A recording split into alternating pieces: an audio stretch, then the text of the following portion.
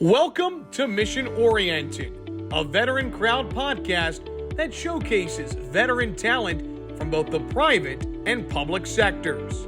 Their impact is everywhere. We are here to uncover it. Here's your host, Bob Louthen.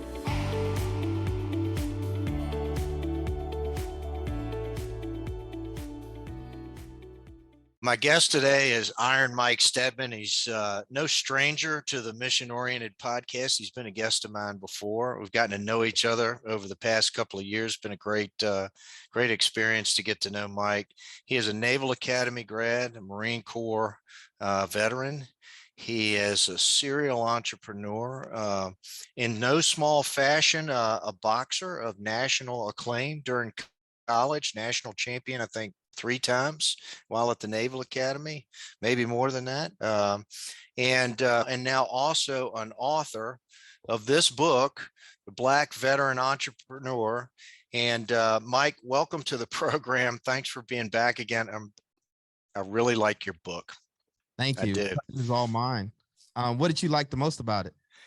You know, it's really good stuff. Number one, you share your story. I think you got real intimate, about where your roots and where you were coming from and the transition you're going to. But this is just good blocking and tackling.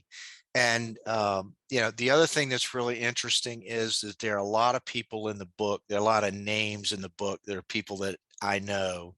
So it was really good to read, about Emily and about Bill and about some of these other people that, that we know. So just fantastic. I mean, let's just dive right into the book. I mean, when did you decide to write a book?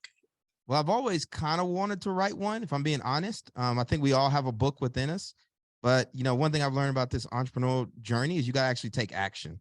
And so I've been working on writing a book. During the pandemic, I actually had a writing partner named Miko Yoshida, who was my teammate at the Naval Academy. And he's big in the publishing industry. And him and I would jump on Zoom and write for an hour during the pandemic. And at first, I was going to write a book called Confessions of a Native Son, a Black veteran's perspectives on race, culture, and business. And that's actually what led me to start podcasting. So I had the idea for the Native Son book. But then I said, you know what if I turn into a podcast first and then use that podcast to write a book? So then I start sitting down and practicing writing. And I eventually signed up with this program called the Creator Institute.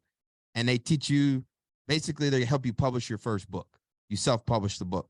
And going through that process with them early on, I was like, man, this is actually pretty hard, right? You're sitting down, you're trying to write.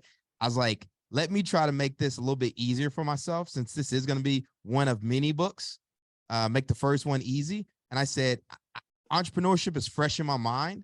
It's a topic that I'm passionate about. And rather than try to tackle Confessions of a Native Son first, I said, I want to write a book about entrepreneurship.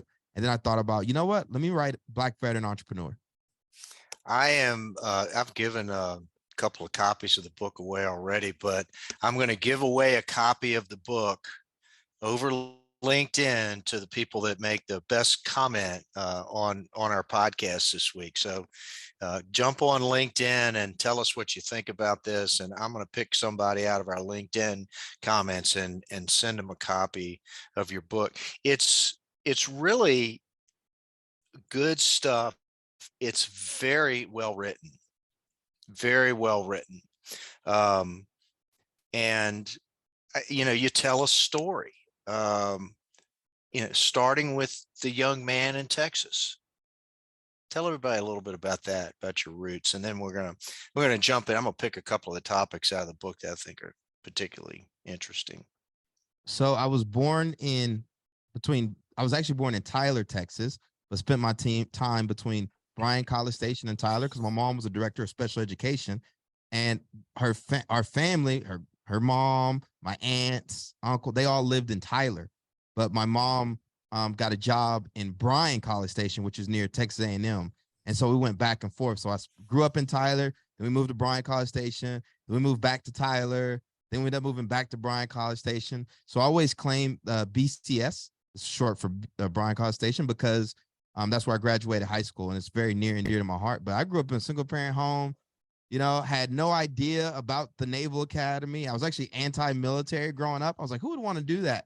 But it wasn't until, high school, a friend of mine ended up joining the Army, and I didn't have a dad growing up. And so he, even though he was a little bit older than me, he was like my older brother. And I was like, well, I'm going to the military.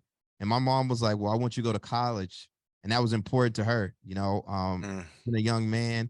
She had my older sister as well, but she was always big on college. And, once I found out about the Naval Academy, my sophomore year of high school, it just set me on this journey of just personal growth and transformation, trying to get into Annapolis. I mean, I took the SAT 6 times, didn't find out until like the last week of high school that I got offered the prep school. And it's been such a huge part of my life. I was just in Annapolis speaking at the Alumni Leadership Forum about veteran entrepreneurship. You see, I'm rocking my Navy boxing hat, but it was a journey. It was a real journey. And, I run Ironbound Boxing now, this nonprofit that I started here in Newark, New Jersey. And sometimes I look at the kids in the gym, Bob, and I'm like, man, do y'all realize how hard you got to work? And I think this generation, they see us now, but they don't see what it took for a lot of us to get to where we are. And it was not an easy road. It was full of blood, sweat, and tears, literally and figuratively. But I wouldn't change it. I wouldn't have it any other way. You went to the Naval Academy. Did boxing, boxing had to be, I don't know, how did you kind of stumbled into it, but then you found out you loved it, right? So I didn't grow up with the most confidence as a young man, kind of finding myself, was always kind of on the outside looking in, played high school basketball, sat on the bench the entire time. So I really didn't, when you're young, and I'm just going to speak quite frank to y'all, right? Yeah. When you're a young African-American male, right, in the South, right? Unless you got rock star grades, like valedictorian level, or you're some star athlete, nobody's putting you on a pedestal. That's just the reality. And I think it's the same here in Newark as well.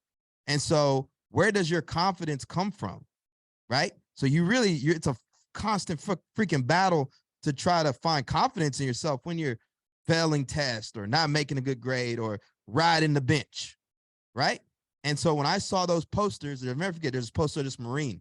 He's got the rifle. He's got the rope around his neck. He's got his camo on. He just looks hard, right? Mm-hmm. You're like, I want what that guy has. So what do? Join the military, right? Then you go to a boxing gym, and the first day your coach makes you spar, right? And you're like, what the hell? I don't even know how to hold my hands up, whatever. Then you're like, feel that adrenaline from it, and you're super nervous. But when it's done, you're like, I'm alive. I got hit, but I'm okay. And then you think to yourself like, yo, people actually do this?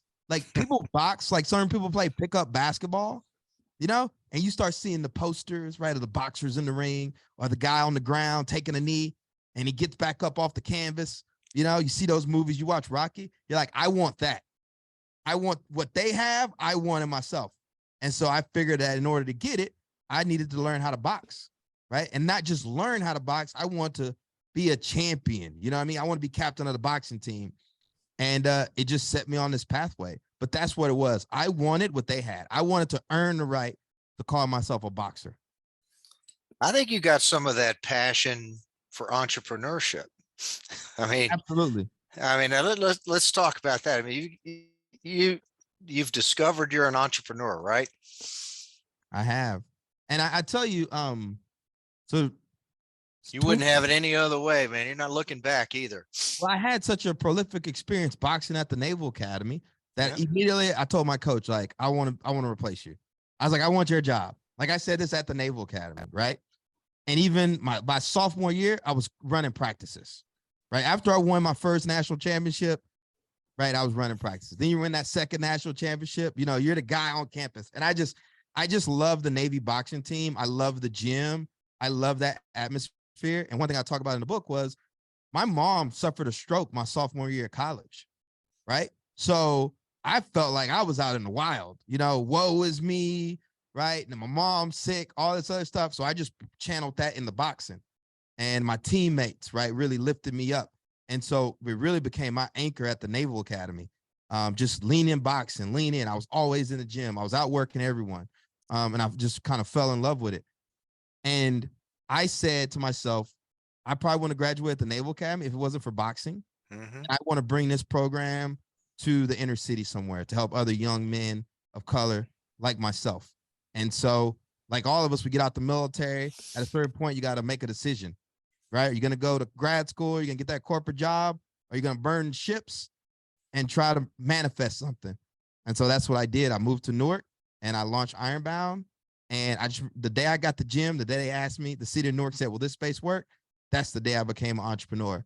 And for me, I always felt that imposter syndrome around being an entrepreneur, like most of us. But I will tell you, working with my business coach, Bill Watkins, and now business partner with Flawless Acceleration, it really helped me get my confidence around entrepreneurship.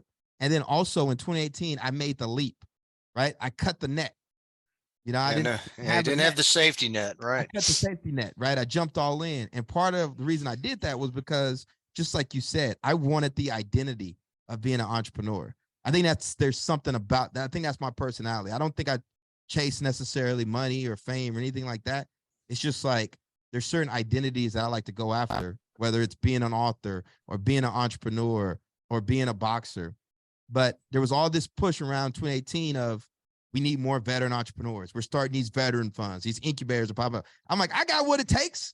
You know, I was like, I can do it. You know, I won't believe in myself. I can do it. So I took the leap, got royally punched in the face. Yeah. But really, I found my confidence. I take that back, right? Yes, Bill and the Lions Pride and now Flawless, what I'm doing with Flawless did help me build my confidence, but it was actually the pandemic. You know, when the pandemic hit, no one's coming to save you. Right? Mm-hmm. I mean, how many people you know keep a boxing gym open for a year and a half in the middle of a pandemic? Not many. And you started the podcasting during the middle of the pandemic. Started the podcasting, taught myself with a laptop and a microphone, some YouTube videos, listen to about 10 audiobooks. I did the same thing. I was lazier than you were, though. I got some interns to figure it out and said, okay, we're going to do it. I didn't have a choice. I was like, I gotta make something out of nothing. I gotta make a way out of no way. Yeah. Well, it's a lot of fun. I mean, you know, being an entrepreneur, some people say it's like, you know, it's like learning how to fly an airplane by flying it. You know, it's you know, it can be somewhat dangerous and scary, and you got to get the experience of it. But you've written a great book about this journey. You're a marketing guy. I think this book is a lot about marketing. It's a lot about branding. It's about how you go get your customers, about customer activation cycle. Talk about, I'm going to pick one out, develop your flywheel. Okay. Let's talk about that part of the book. So I used to be, you know, you go, whenever you become an entrepreneur, right? I grew up thinking business was for other people. I'll just be quite frank. I never thought myself was going to be an entrepreneur, was never in my horizon. I always thought that was for other people, that there was a certain persona you had. And then there are these certain books that you start seeing business leaders have. The Good to Greats, right? Jim Collins, right? The Great by Choice. That's another one of his book, right? You got these prolific business authors that's been out there. The Peter Druckers of the world, the effective executive, right? Well, I read Good to Great when I joined the Lions Pride, and Bill helped make context of the book for me. And so at that point, I was like, oh, I can understand this information because like I'm in the fight, I'm in the trenches, hedgehog strategy, building your flywheel, etc. And so I knew that when I wrote Black Bread Entrepreneur, I didn't just want this to be a come up story. You know, oh, look at me, I'm successful. This is how I went from good to great. I like the Jim Collins style of introducing frameworks, the Peter Drucker of introducing frameworks. And so as I still develop my own, right, I wanted to use this as an opportunity to introduce frameworks like the flywheel, right, to an audience that may not be familiar with it. And the flywheel is essentially this. Whenever you launch a venture, it's like turning a giant heavy flywheel.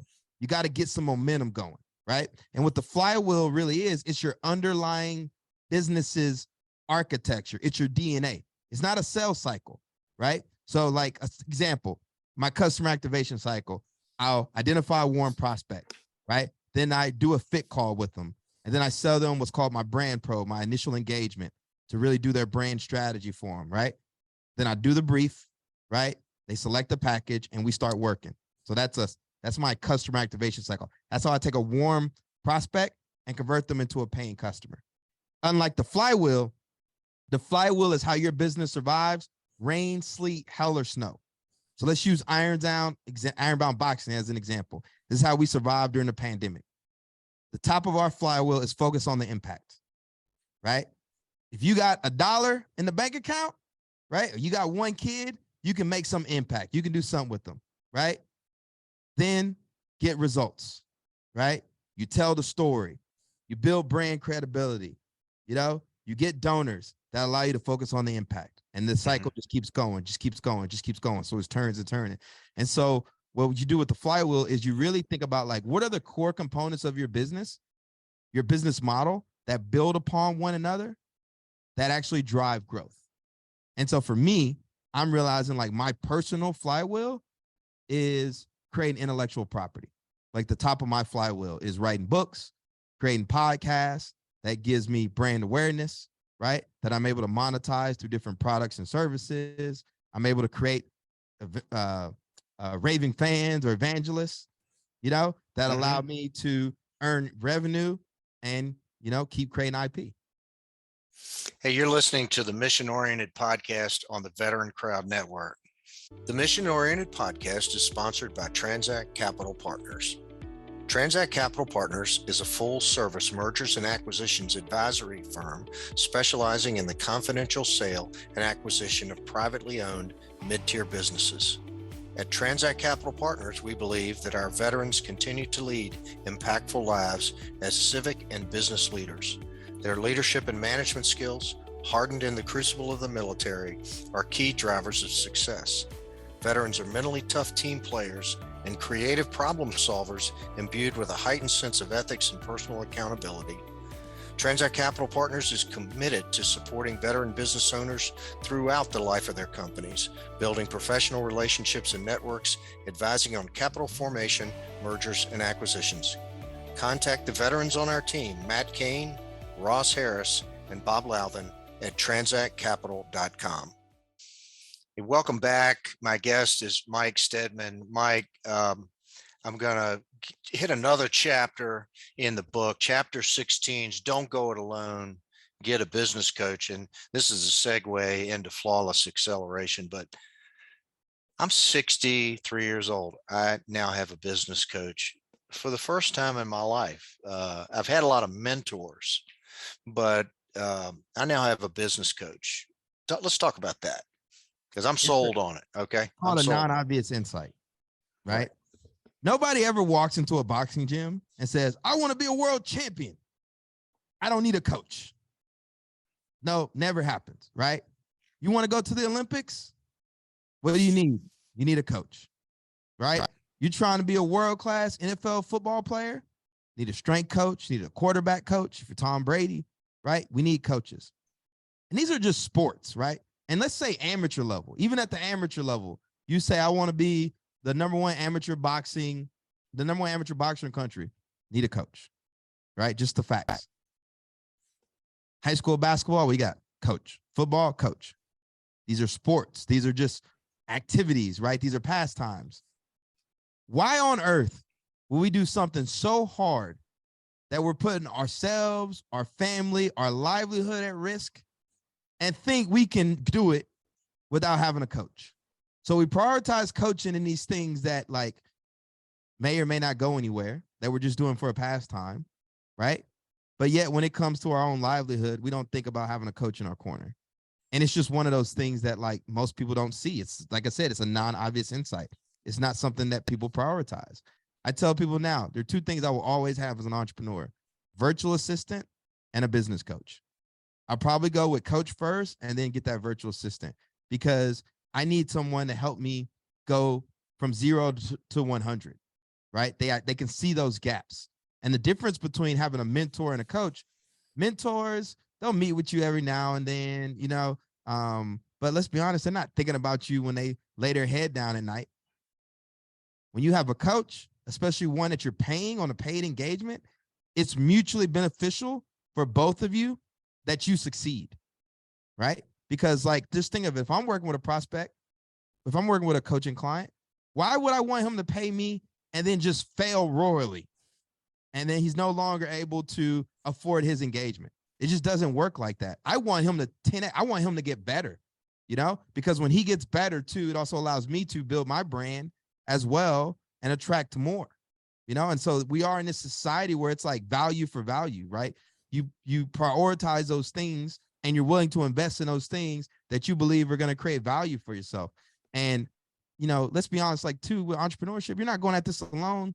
You got wives, you got kids, right? You've got, grandparents, we got all this other stuff outside of the field of play, which is business, that we also got to make sure people are watching our back on. And like people think being an officer is lonely in the military. Entrepreneurship is probably one of the loneliest things you'll ever do in life. You have found your niche. You talked about being at the Naval Academy and boxing and wanting to replace the coach, right? You start Ironbound, right? You're coaching young people. Now you're in Flawless Acceleration and you're coaching business people. And I get a lot of satisfaction out of, I get one of the things I get more satisfaction out of helping a young person succeed than I do out of doing it myself. So I've got a lot of that coaching DNA, I think, in me. Talk about Flawless Acceleration. Bill Watkins, a guru, in my opinion. He's my coach now. Yeah. Talk about Flawless. So I joined the Lions Pride back in 2019. I won a grant from the Street Shares Foundation, formerly Street Shares Foundation. I think it's Second Service Foundation now, with Mark Rockefeller. Yep. $25,000. Right. And I was just give a shout out to Mark. I was communicating with him today on LinkedIn. Yeah. White knuckling it. Right. Let's be honest. A lot of y'all out there are white knuckling it. And I was like, there's got to be a better way. Cause like, I need to figure this out. Like, I'm just juggling a lot of things. I feel like there's got to be a more organized way to do it. So I joined the Lions Pride. And then Bill Watkins, who's founder of the Lions Pride, was my coach.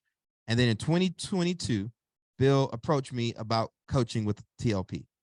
Right. And so then I became a coach with Bill and the Lions Pride. And I did that for about almost 9 months, almost a year. And then, we realized like, hey, we've got this opportunity with some young talent like myself to reach a different demographic as well. Make coaching, what I said before, most people don't know about coaching, right? For business owners, I think we can really reintroduce a new type of coaching into the ecosystem called acceleration coaching. And we end up closing down TLP and rebranding it into a new organization called Flawless Acceleration, with this tagline of, you don't need any more bullshit business advice. You need an acceleration coach. So there's all these networking events out there. You know them, Bob.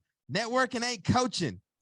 It's not, right? Mentorship is a part of coaching, but coaching is a craft, right? Like coaches have a playbooks. You know what I mean? Coaches keep you accountable to your word. They're not there to be your friend. They're there to get results, right? They want to help you win. That's the first thing I told Bill is I want you to push me. I want you to hold me accountable. I want you to tear me apart, but sometimes the hardest thing to see is a man in the mirror. Right. And that's what I found so valuable about it.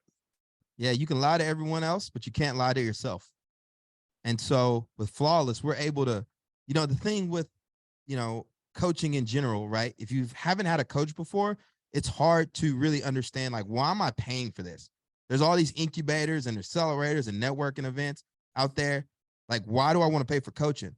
So what we had to do was we had to reconnect coaching, the craft of coaching, with business owners, with entrepreneurs again, and speak in a way that they understand that like coaching is a universal language. It's that we all understand. So, I looked at all the different brands out there from EOS to Strategic Coach, to all these different things. And I said, I think we can reach a younger, hungrier demographic, by being a little bit more tongue in cheek. I'm glad to know you think I'm young and hungry. Yeah.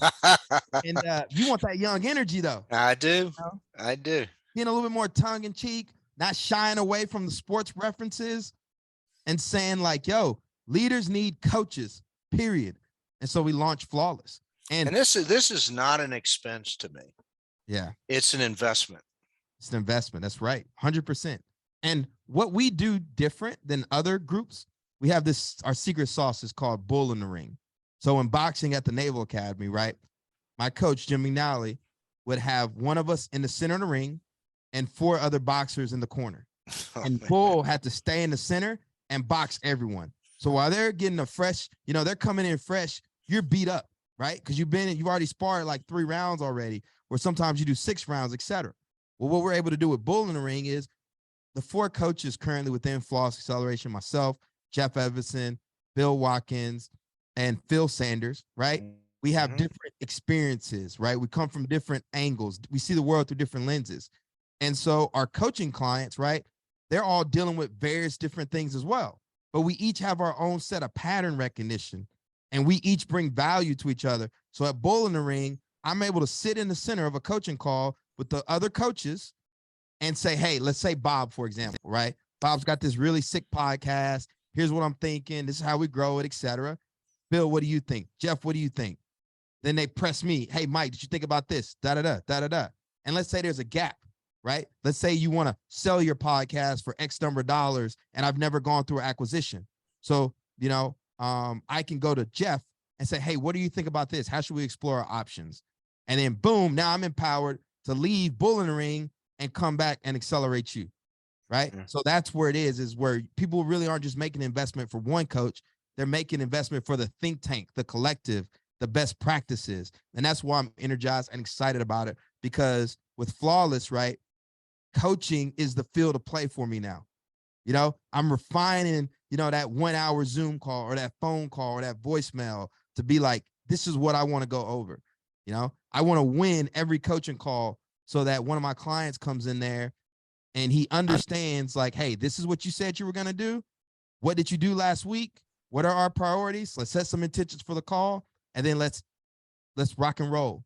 And the other the thing about us too is it's not just about winning in business. Because if you win in business but fell at home, that makes you a loser. So I like to break it into 3 different components, right? We focus on business, all right? We focus on that mind-body connection. And then we also focus on that self-actualization. Like, what are we working towards? What's the North Star look like in the sky? Our personal and professional BHAGs that we're working to. So some clients, they're like Mike, I need help sleeping. I can't show up and be my best self because I'm struggling sleeping. I'm not getting in the gym, whatever. Yo, let's prioritize it. Let's work on it. So we get to see that big picture, hold them accountable, but at the same time, right, got to hold ourselves accountable, because I'm just not the type of person that can give you advice that I'm not actually taking and implementing my damn self. Yeah, I can't say enough about it. I'm early in the process. I'm about a month into the coaching process, but I am very pleased with the way it's going. I get a lot of homework. I prepare for my sessions. You got to get ready to go to practice, right? You got to warm up. You don't show up to practice. You ain't got your shoes. You didn't eat breakfast beforehand. Like there's a standard when you want to be the best. We're not just there to compete, because there are a lot of people that just compete. But when you're there to win, the people that take practice serious. Yeah. They're the ones that are listening to the coach. They're the ones that show up and know the playbook. That's what we're talking about. Like, listen, at the end of the day, entrepreneurship is hard. It's just naturally what it is. But that doesn't mean we got to be on the defense all the time with our tail between our legs. It's about going on the offense. And if you want to go on the offense, then you got to show up prepared and you got to perform. And most people aren't willing to do the work to ensure that they're prepared and that they've done the mental work ahead of time to perform. It's a great process. I want to shift gears just in the final moment here. You alluded to your next book. I did. Can you tease me a little bit with what that's going to be about? Tell us. It's not Confessions of a Native Son yet. I got 10 books in me. Me and my co-author, Alana Abernathy. Shout out to Alana. She was my classmate at the Naval Academy. We went to prep school together. We've just been absolutely just lifelong friends at this point. I think my next book is going to be dog whistle branding. So I want to write about branding and category design for veteran entrepreneurs. Because here's at the end of the day, launching anything these days, there's so much noise online, you're going to need a brand. Just whatever it is. Even if tell everybody what dog whistle branding is. There's so much noise on the internet these days that I think the way you win in business is by building a dog whistle brand. So that every time you blow on your brand with a podcast, a social media post, a newsletter, whatever it is that you're doing, to communicate with your audience, a workshop, their ears perk up and they come running because you're not trying to communicate with everyone. The only person that you're trying to communicate and attract are your perfect customers. And so that's why I call it dog whistle branding, because we ain't talking to everybody. So Black Veteran Entrepreneur, right? There's certain people that feel some kind of way about the title. Cool, this ain't your book. Keep it moving. You know, I'm fine with it. You can't be, you know, it's not for everyone, right? I've worded for a certain audience, right? At the core, I want to empower other Black veteran entrepreneurs to start and grow successful businesses. And I'm going to hit everyone else on that periphery. But I know when I speak a certain language, when I talk about this shared experience, that it resonates with people, Black veteran or not. But again, when you know your dog whistle, right? I wrote this book because I want Black veteran entrepreneurs to transition out of the military or say, I have this idea for a business and look at a book and make it feel like God wrote this specifically for me. Mm-hmm. I picture, you know, Barnes and Nobles or whatever bookstore. It's like 10 stories high, you know, that young and hungry motivator or that old timers in there looking. And then they see the book and it's just like a light shining. You're like, oh, you know? Angels singing. Right. And then they read it and then they're like, you know what? I see myself. And then not only that, they also realize guys like me and you, Bob, through these podcasts or writing books and being active on social, we're actually approachable. You know, we're not some gurus out here that you can't get a hold of. And what I'll tell you about this too. I'm gonna give a confession now. You said the book is very well written. It is very well written.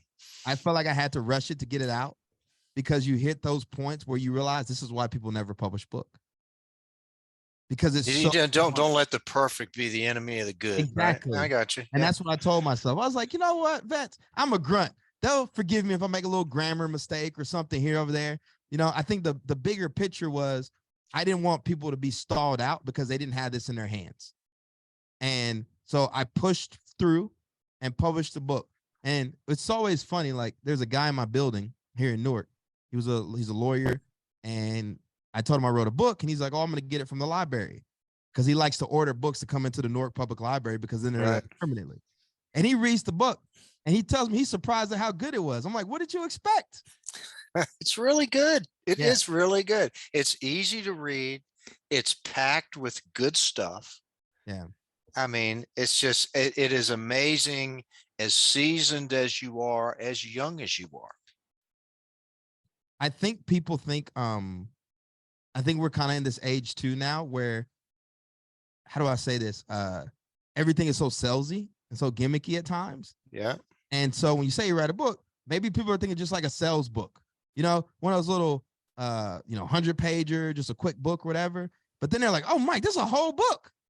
I'm like, yeah, we wrote a real book. And it's super humbling too. I still need to celebrate it. Like I haven't done a celebration dinner or nothing because the challenge I have, to be honest with you all, is I'm kind of always on to the next thing or I'm in something else, you know, and I had to learn from Bill to celebrate your wins. So whenever I sign a new client or something, I celebrate that win. But it was just a lot when the book came out of shipping the book, still running the businesses, still doing all those things that I didn't get a chance to like sit down and just have my like book celebratory dinner, but it's okay. I'll do it. Well, we've got a lot to look forward to, Mike. I'm going to give away this copy of the book right here. I've already given away a few copies of it. I'm going to give away this book right here. I'm going to send it to somebody who comes up with I'll pick the top comment on LinkedIn. Mike, thanks so much for being a guest on you're a podcast pro. I appreciate you being a guest on my podcast. I just can't say enough nice things about it. And it's been a true pleasure to come to know you over the last couple of years. Congratulations on Flawless Acceleration. I am a customer, so I'll put out the shout out for Flawless for you and Phil, and no, I don't want to miss anybody, Bill and Jeff. Put the shout out for you guys. I'm enjoying the Monday pit stops. Good stuff. So anyway, listen, thanks so much for being a guest on the program. Awesome. Thanks for having me, Bob. Hey, you've been listening to the Mission Oriented Podcast on the Veteran Crowd Network. My guest has been Iron Mike Stedman. Mike, thanks so much for being a guest on the program. I always throw out an Army Bravo Zulu to my guest today. Thanks so much. And that's a wrap. Thank you for listening to Mission Oriented. Make sure to hit the subscribe button and you won't miss an episode. To learn more about Mission Oriented and the Veteran Crowd Network, visit us at www.veterancrowdnetwork.com.